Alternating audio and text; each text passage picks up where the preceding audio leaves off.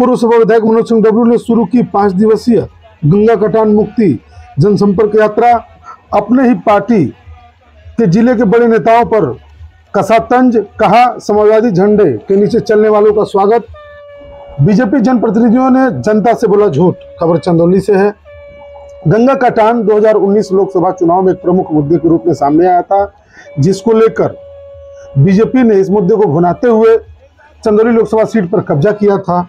वहीं एक बार फिर 2024 लोकसभा चुनाव सामने आते ही गंगा कटान का जिन्न बाहर निकल गया है। इस मुद्दे को लेकर सैदराजा से पूर्व सपा विधायक मनोज सिंह डबरू ने 5 दिवसीय गंगा कटान मुक्ति जनसंपर्क यात्रा शुरू किया है।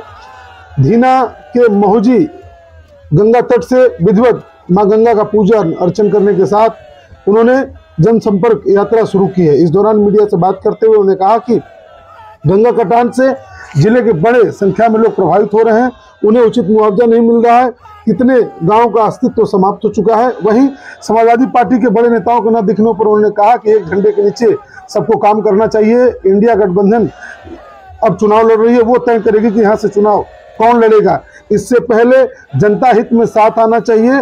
अगर आप गलत सोच रख रहे हैं तो जनता ये सब देख रही है। वहीं बीजेपी के जनप्रतिनिधियों पर हमला बोलते हुए पूर्व सपा विधायक ने कहा कि जनता की समस्याओं को जनप्रतिनिधि ध्यान नहीं दे रहे हैं। बीजेपी के जनप्रतिनिधियों ने दावे तो बड़े बड़े किए, लेकिन जनता को कुछ नहीं मिला। 2 साल पहले महुजी में बड़ा नाव हादसा हुआ था, लेकिन आज भी वहां पुल बनाने का काम नहीं हुआ और न ही पीड़ितों को उचित मुआवजा दिया गया।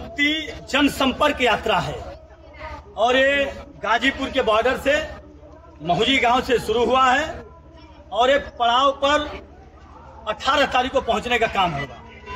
क्या है इसका उद्देश्य? क्या है इसका उद्देश्य? है जो गांव में लोगों की, जो किसान की भूमि गई है, लोगों का जो घर गया है और जो उनका आज अस्तित्व में जो नहीं है, उनको मुआवजा मिलना चाहिए, उनको उनकी सुविधा मिलना चाहिए।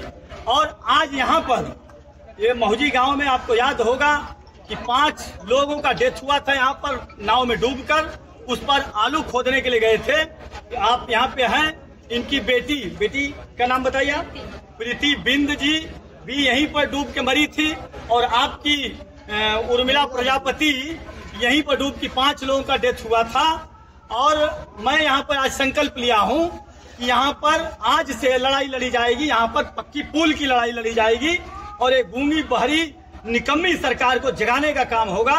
ये जाग गई तो ठीक, नहीं तो हम लोगों की सरकार आएगी, हम लोग सदन में जाएंगे तो पहला काम यहाँ पर पुल बनवाने का काम हम लोग करेंगे।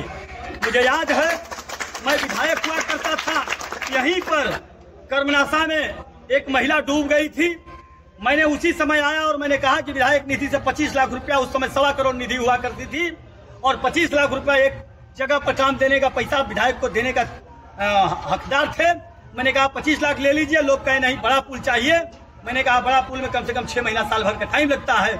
लोग कहे कोई बात नहीं विधायक जी, 6 महीना साल भर का टाइम लीजिए, लेकिन बड़ा पुल बनवाइए। मैं वो पुल को बनवाने का काम किया और मैंने घोषणा किया था कि उस पुल को उस महिला के नाम पर मैं बनवाने का काम करूंगा।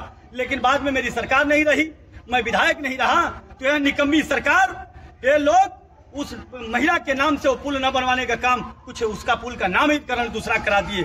इसलिए उन लोगों को जगाने के लिए मैं आया हूँ कि हमारी सरकार में एक महिला के डेथ होने पर हम लोग पुल बनवाने का काम किए और 5-5 यहाँ पर गरीब लोग मरने का काम किया। और आज भी लोग अपनी जान को जोखिम में डाल के उस पार जाते हैं मजदूरी करने के लिए और आते हैं। इसलिए इसको देखते हुए इसको संकल्प लेने का मैं काम किया।